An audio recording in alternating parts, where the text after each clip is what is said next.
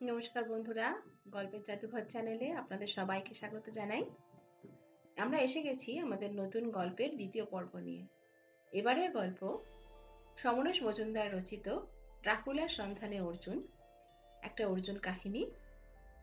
উত্তরবঙ্গের প্রেক্ষাপটে একটা গোয়েন্দা উপন্যাস। অর্জুনের পরিচয় তো আপনারা সবাই জানেন। আমরা গল্পের একদম শুরুতে রয়েছি, তাই গত পর্বে কি ঘটেছে সেটা আর বিস্তারিত বললাম না। জলপাইগুড়ির আশপাশে কিছু ছিনতাইয়ের ঘটনা ঘটেছে, আর সেইটা নিয়ে অর্জুন হালকা হালকা কিছু তদন্ত শুরু করেছেন। আর এদিকে ওর উপর দায়িত্ব পড়েছে একটি ছেলে, একটি তরুণ সন্দীপ, তার জীবনযাত্রা নিয়ে একটু তদন্ত করার। আর আরেক দিকে মেজর আসছে আমেরিকা থেকে। আপনারা নিশ্চয়ই অর্জুনের পুরনো উপন্যাসগুলো শুনেছেন বা পড়েছেন, তাই মেজরের পরিচয়টা আপনাদের অনেকেরই জানা। যাদের জানা নেই তারা এই উপন্যাস পড়তে পড়তে মেজর সম্পর্কে একটা আইডিয়া পেয়েই যাবেন। ডাইরেক্ট চলে যাই গল্পে। একটু লাইক, কমেন্ট আর সাবস্ক্রাইব করবেন, আমরা খুব উৎসাহ পাই তাহলে। ভালো থাকবেন, নমস্কার।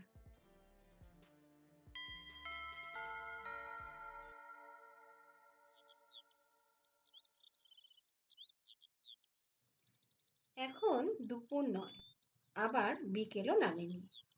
অর্জুন বাইক নিয়ে বের হলো এপি সাহেবের সাথে দেখা করতে। জীবনদার বইয়ের সামনে পৌঁছতেই সে লোকটাকে দেখতে পেল। ঊর্ধ্বমুখী হয়ে একটা গাছের দিকে তাকিয়ে আছে। লম্বা দাড়িতে সাদা ছোপ। চিনতে দেরি হলো না। বাইকটা পাশে দাঁড় করিয়ে অর্জুন বলল, কেমন আছেন গোরক্ষনাথ বাবু? লোকটা চমকে তাকালো, মাথা নাড়ল। চেনা গেল না তো। আমি অর্জুন। হাকিমপাড়ায় অমল সোমের বাড়িতে হারুকে আপনি 3টে পশু পাখি জোগাড় করতে বলেছিলেন। তারপর গিয়েছিলেন সেনপাড়ার মিত্তিরদের বাড়িতে। এইবার মনে পড়েছে, সেদিন কত চেষ্টার পর সেনবাবুর আত্মা বিদায় নিয়েছিলেন। তা আপনি তো শেষ পর্যন্ত ওখানে থাকেননি। আমি ব্যাপারটাকে বিশ্বাস করি না। যে ভূতে বিশ্বাস করে না তার ভগবানেও বিশ্বাস করা উচিত না। দুজনকেই তো সাদা চোখে দেখা যায় না। আপনি সেই ব্যবসা চালিয়ে যাচ্ছেন এখনো? দেখুন, আপনি আমার বিশ্বাসে আঘাত করছেন কিন্তু। ঠিক আছে, ঠিক আছে। ওই গাছের দিকে কেন তাকিয়েছিলেন? ওই মগডালে একটা কানা কাক বসে আছে। এটা জন্ম থেকে কানা কিনা তাই ঠাউর করার চেষ্টা করছিলাম। ও আচ্ছা, আপনি সেটা এত নিচ থেকে দেখে বুঝতে পারেন? দেখে দেখে মানুষের অভিজ্ঞতা হয় বুঝলেন স্যার। রুগীর মুখ দেখে শুনেছি বিধান রায় বলে দিতেন কি অসুখ হয়েছে। আচ্ছা, নমস্কার। হাত জোড় করলো গোরক্ষনাথ। আপনি কোথায় থাকেন গোরক্ষনাথ বাবু? আগে তিস্তা ব্রিজের কাছে। আপনার প্রেতাত্মারা কাদের ভয় পায় যেন? ওই যে বলছিলাম, একটা কানা কাক, যে কিনা জন্ম থেকে কানা। একটা খোড়া শকুন, যে জন্ম থেকে খোড়া। আর একটা কুচকুচে কালো বেড়াল, যার চোখ অন্ধকারে জ্বলে। আমাদের চারপাশে সবসময় যেসব আত্মারা ঘুরে বেড়ায়, এরা তাদের দেখতে পায়। আপনার বিশ্বাস না হলে পরখ করে দেখতে পারেন। চোখ বন্ধ করলো গোরক্ষনাথ। এবি সাহেব অফিসে ছিলেন না। জরুরি খবর পেয়ে ডুয়ার্সে চলে গেছেন। ওর সাথে দেখা হলো না ঠিকই, কিন্তু কথাগুলো বলা দরকার ছিল। সন্তুদার টেবিলে বসে কিছুক্ষণ ওকে কাজ করতে দেখলো অর্জুন। একসময় জলপাইগুড়ির টাউন ক্লাবের নামই ফুটবলার ছিল সন্তুদা। এখনো শরীরটা ঠিক রেখেছেন। কাজ শেষ করে জিজ্ঞাসা করলো সন্তুদা, অর্জুন চা খাবে? মাথা নাড়ল অর্জুন। এপি সাহেবকে বলবেন উনি যে সমস্যাটার কথা বলেছেন সেটা নিয়ে বেশি মাথা ঘামাবার দরকার নেই। আমি সেটাই বলতে এসেছিলাম। তাই? ঠিক আছে, বলে দেব। সন্তুদা এক মুহূর্ত ভাবলেন। তোমার সাথে কি সন্দীপের দেখা হয়েছে? বোধহয় হয়নি, তাই না? ওকে আমি দেখেছি। আচ্ছা, চলি। দাঁড়াও দাঁড়াও, এপি সাহেব বলে গিয়েছেন তোমার যদি গাড়ির দরকার হয় তাহলে ব্যবস্থা করে দিতে, অথবা অন্য কোনো সাহায্য। না, তার দরকার নেই। ছেলেটা খারাপ সংসর্গে পড়েছে, ওর বন্ধুদের সবাই চেনে। খুব বড় খারাপ কিছু করে ফেলার আগে ওকে সরিয়ে ফেলাটা দরকার। ব্যাস এইটুকুই। অর্জুন উঠে দাঁড়ালো। সন্তুদা বললেন, তুমি বলছো, আমরাও জানি, কিন্তু ওর বন্ধুরা এই শহরের মানি আর বড়লোকের ছেলে, তাদের খারাপ ছেলে বলা খুব একটা সহজ নয় অর্জুন। এই সময় অর্জুন সন্দীপকে অফিসে ঢুকতে দেখল। প্রায় ঝড়ের মতো সে এগিয়ে গেল কর্মরত এক ভদ্রলোকের সামনে। চিৎকার করে জিজ্ঞাসা করলো, আপনাদের মালিক অফিসে নেই? লোকটি উঠে দাঁড়িয়ে বলল, না, সাহেব বাগানে গিয়েছেন। কবে ফিরবেন? আগামীকাল। ননসেন্স! সন্তুদা গলা তুলে ডাকলেন, সন্দীপ, এদিকে এসো। সন্দীপ রাগী চোখে তাকাল। আপনি আমাকে জ্ঞান দিতে আসবেন না। সন্তুদা হাসলেন, কি আশ্চর্য, খামোখা জ্ঞান দিতে যাব কেন তোমায়? তুমি হঠাৎ এত উত্তেজিত হয়ে উঠলে? আফটার অল, এটা তো অফিস। সন্দীপ কয়েক পা এগিয়ে এলো। আপনি ওকে বলে দেবেন আমার পেছনে লোক লাগিয়ে কোনো লাভ হবে না। তোমার পেছনে উনি লোক লাগাবেন কেন? লাগিয়েছেন। সেই লোক মায়ের সাথে কথা বলে এসেছে। আরে, সব জায়গায় আমার অ্যান্টেনা ফিট করা আছে। তুমি ভুল করছো। লোক নয়। তুমি কি ওকে চেনো না? অর্জুনকে দেখিয়ে দিল সন্তুদা। চোখ ছোট করে অর্জুনকে দেখল সন্দীপ। তারপর হেসে বলল, একে কে না চেনে, ইনি তো গোয়েন্দা। তাহলে আপনাদের সাহেব আমার পেছনে গোয়েন্দা লাগিয়েছেন? চমৎকার। এই যে, শুনে রাখুন, আপনি যত বড় গোয়েন্দাই হন, আমার পেছনে ঘুরে কিচ্ছু লাভ হবে না। দ্বিতীয়বার আপনার ছায়া যেন আমার বাড়িতে না পড়ে। আন্ডারস্ট্যান্ড? কথা শেষ করে হন হন করে বেরিয়ে গেল ছেলেটা। ওর চলে যাওয়াটা দেখলেন সন্তুদা। তারপর বললেন, ভুল হলো। তোমার সঙ্গে ওর পরিচয়টা করিয়ে দেওয়া বোধহয় ঠিক হলো না। সেটা আজ না হলেও কাল তো জানতেই পারত। আচ্ছা, চলি। চৌধুরী মেডিকেল স্টোরসে অনেক দিন বাদে রামদাকে কাউন্টারে দেখলো অর্জুন। ইদানিং অসুস্থতার জন্য ভদ্রলোক খুব কম বাড়ি থেকে বের হন। এই সময় দোকানে ভিড় নেই। অর্জুনকে দেখে ওর পেটের হাসিটা হাসলেন রামদা। কি খবর? কেমন আছেন রামদা? এই চলছে। বসুন বসুন, চা চলবে? বয়সে অনেক বড়, তবু ভদ্রলোক তাকে আপনি বলেন। এরকম পরিষ্কার মানুষ খুব কম দেখেছে অর্জুন। কাউন্টারের ভেতরে একটা খালি চেয়ার থাকেই, অর্জুন সেটায় বসল। বিভিন্ন অসুখের জন্য ওষুধ কিনতে মানুষ আসে অনেক উদ্বেগ নিয়ে। দেখতে দেখতে ভালো অভিজ্ঞতা হয়। একজনকে ওষুধ বিক্রি করে রামদা বললেন, আজ সকালে একটা অদ্ভুত ব্যাপার দেখতে পাচ্ছি। কি রকম? অর্জুন তাকালো। ডিসপোজাল সিরিঞ্জ কিনছে লোকে, একসঙ্গে 1 ডজন। শুধু সিরিঞ্জ? ইঞ্জেকশনের অ্যাম্পুল? না না, শুধু সিরিঞ্জ। আর যারা কিনছে তাদের এর আগে কখনো দেখিনি। অবশ্য আমি এখন দোকানে বসি না, ছেলেকে জিজ্ঞাসা করতে হবে। কত সিরিঞ্জ বিক্রি করেছেন আজ? 80টা। স্টকেও বেশি নেই। ভাবছি এরপর শুধু সিরিঞ্জ চাইলে আর বিক্রি করব না। প্রেসক্রিপশন ছাড়া সিরিঞ্জ বিক্রি করতে পারেন? হ্যাঁ, এই নিয়ে তো কোনো বাধ্যবাধকতা নেই।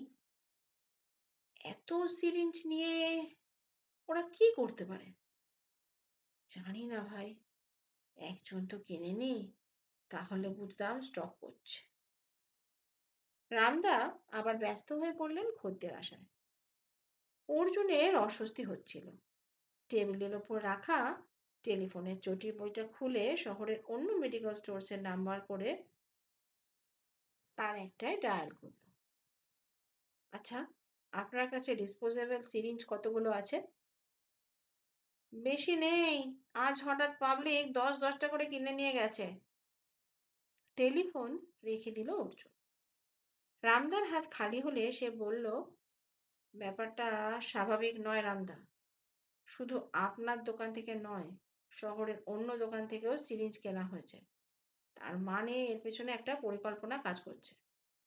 আপনার উচিত পুলিশকে বলে দেওয়া। পুলিশকে? হ্যাঁ, ব্যাপারটা অস্বাভাবিক তাই না? তা তো বটেই, কিন্তু পুলিশকে জানানো মানে হাজার ঝামেলায় জড়িয়ে পড়া ভাই। ঠিক আছে, তুমি যখন বলছো আমি থানায় ফোন করছি। নাম্বার বের করে রামদা থানায় ফোন করলেন। বড়বাবুকে চাইলেন। শুনলেন বড়বাবু এখন বিশ্রাম নিচ্ছেন। মেজবাবু ফোন রেখে তাকে ঘটনাটা বলবেন। রিসিভার নামিয়ে রেখে রামদা হাসলেন। কি বললো জানেন? সিরিঞ্জ বিক্রি হয়েছে, এটা তো আপনার খুশি হওয়া উচিত। এখন মানুষ আর ট্যাবলেটে ভরসা পায় না, ডাইরেক্ট ইনজেকশন নিয়ে ওষুধ সারায়। ডিসপোজেবল সিরিঞ্জ ব্যবহার করছে মানে শরীর সচেতনতা বেড়েছে। এই নিয়ে আপনি নালিশ করছেন কেন? অর্জুন উঠে দাঁড়ালো। আপনি আপনার কর্তব্য করেছেন রামদা, চলি। বাইকে উঠে ইঞ্জিন চালু করতেই অর্জুন দেখতে পেল উদ্ভ্রান্তর মতো হাবু দুপাশে তাকাতে তাকাতে হাঁটছে। এ সময় তো হাবুর এখানে আসার কথা নয়। অমল সোম ওকে বাড়ির দায়িত্ব দিয়ে গেছে। বাজার করা ছাড়া ও বাড়ির বাইরে বিশেষ যায় না।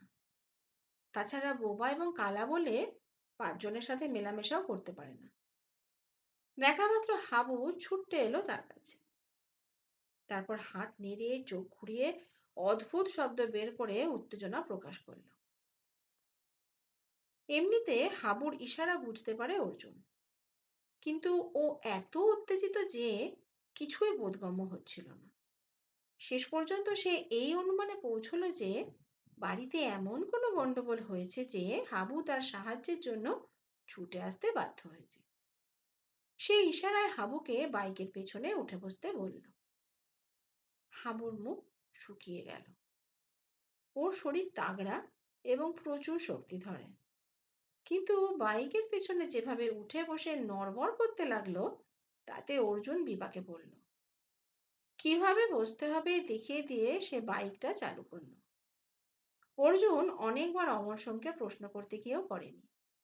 এত লোক থাকতে তিনি হাবুর মতো বোবা কালা মানুষকে কেন হঠাৎ বাড়ির পাহারাদার হিসেবে রেখে গেলেন?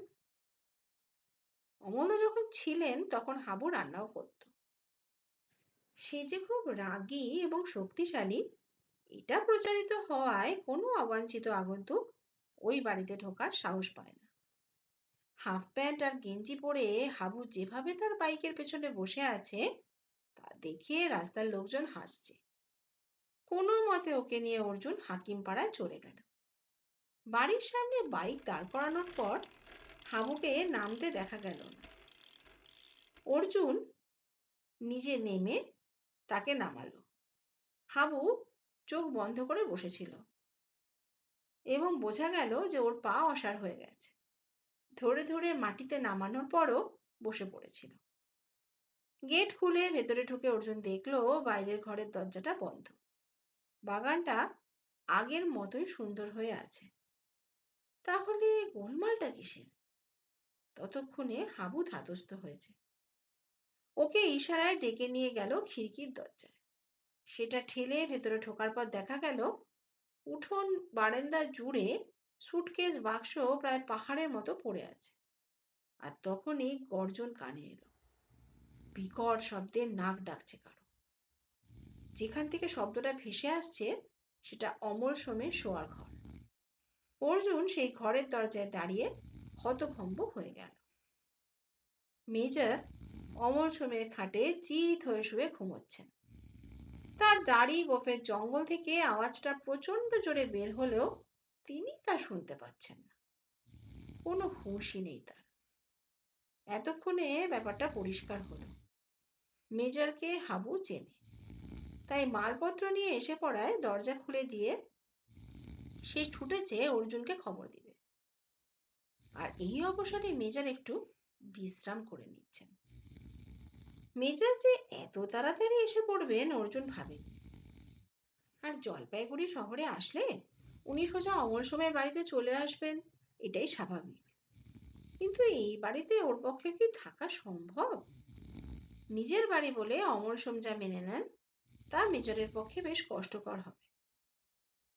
আসল সমস্যা হবে খাওয়া দাওয়া। হাবুর হাতের রান্না উনি খেতে পারবেন বলে তো মনে হয় না।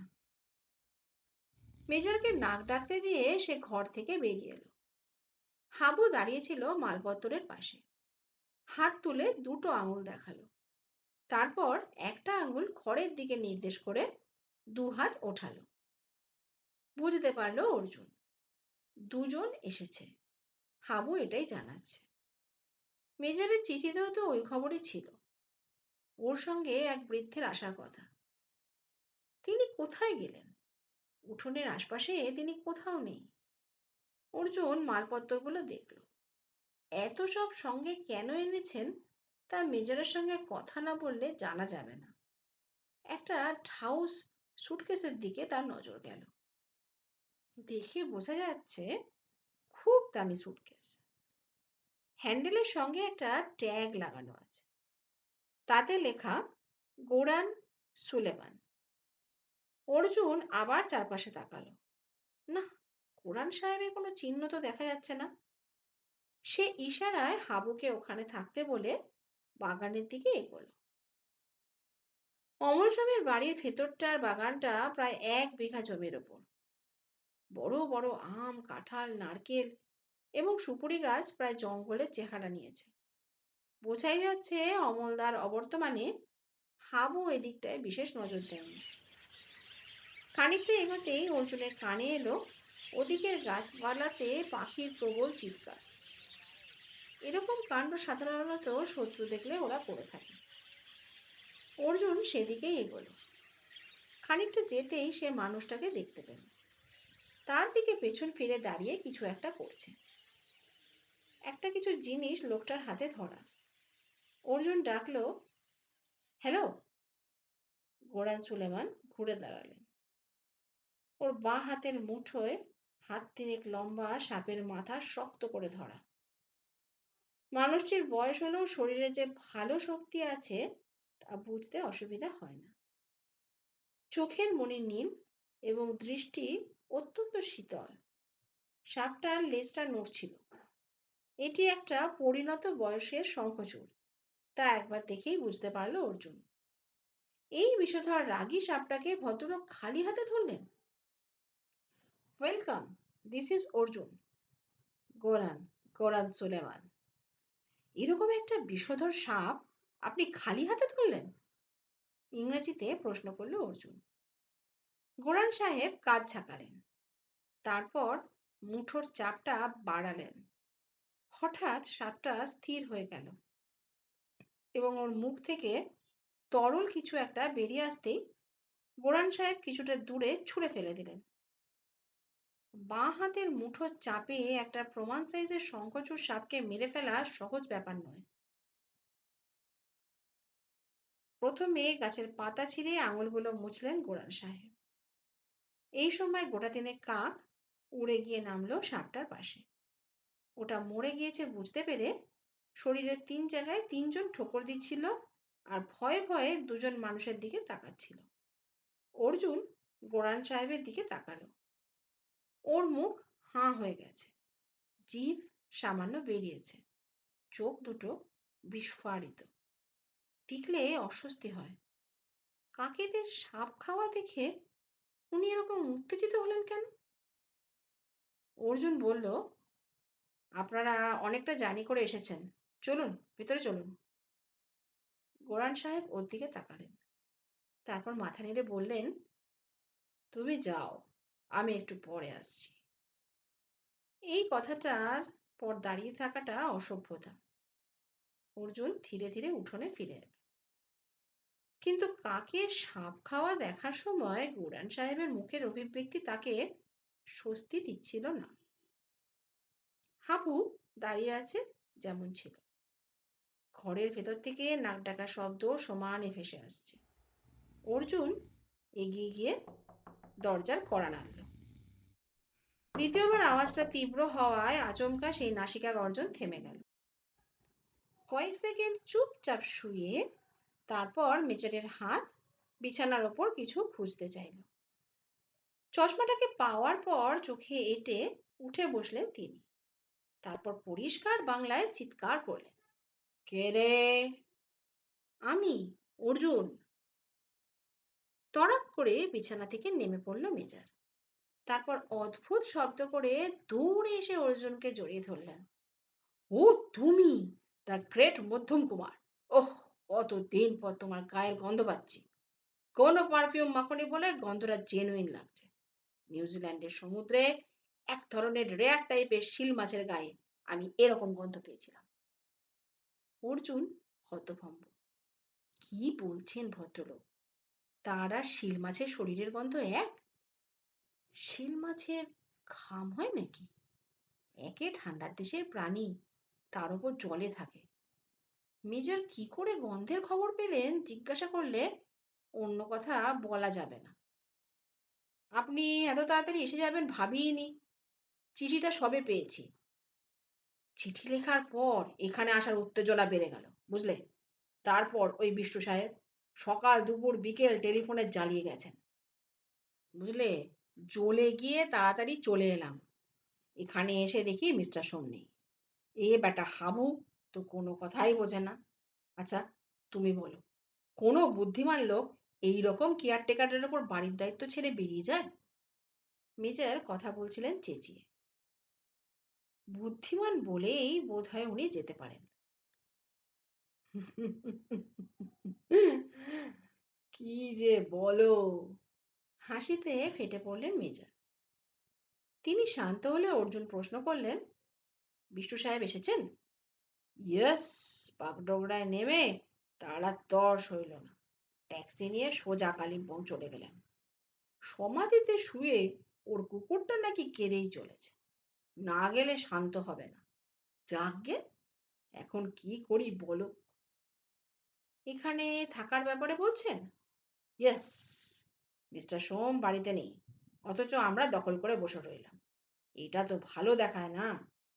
জলপাইগুড়িতে হোটেলের ব্যবস্থা কিরকম অর্জুন? এখনো তো এই একটা ব্যাপারে আমরা পিছিয়ে আছি মেজর। আসলে এখানে টুরিস্ট খুব কম আসে, বুঝলেন? তাই ভালো হোটেল তৈরি হলো না। তবে আমি সার্কিট হাউসে ব্যবস্থা করে দিতে পারি। এখানে দেখলাম ইন্ডিয়ান স্টাইলের ল্যাট্রিন। মিস্টার সোম রোগা মানুষ, তার পক্ষে ব্যায়াম করা সহজ। আমার মধ্যপ্রদেশ যেভাবে বাড়ছে বুঝেছো, ওই যে গোড়ান আসছে, তোমাকে লিখেছিলাম ওর কথা, আলাপ করিয়ে দিই। মেজর চটপট চুস্ট আমেরিকান ইংরাজিতে বলে গেলেন, ইনি গোরান সুলেমান, আত্মাদের সাথে ওঠা বসা করেন। আর ইনি হলেন অর্জুন, এর কথাই বলেছি। অর্জুন বলল, আমাদের পরিচয় হয়ে গেছে। মেজর চোখ বড় বড় করে বললেন, ওহ গোরান, এখন থেকে অর্জুন আমাদের গাইড, বুঝেছ? ও বলছে এখানকার সার্কিট হাউসে আমাদের থাকার ব্যবস্থা করে দিতে পারবে। কেন? এই জায়গাটা তো ভালোই। ভালো, কিন্তু যার বাড়ি সে তো নেই। বাড়িতে না থেকে আমরা এই গাছেদের মধ্যে তো টেন্ট ফেলে থাকতে পারি। যখন পাহাড়ে জঙ্গলে যাব তখন তো এভাবেই থাকতে হতে পারে। মরেছে। মেজর বাংলায় ফিরে এলেন।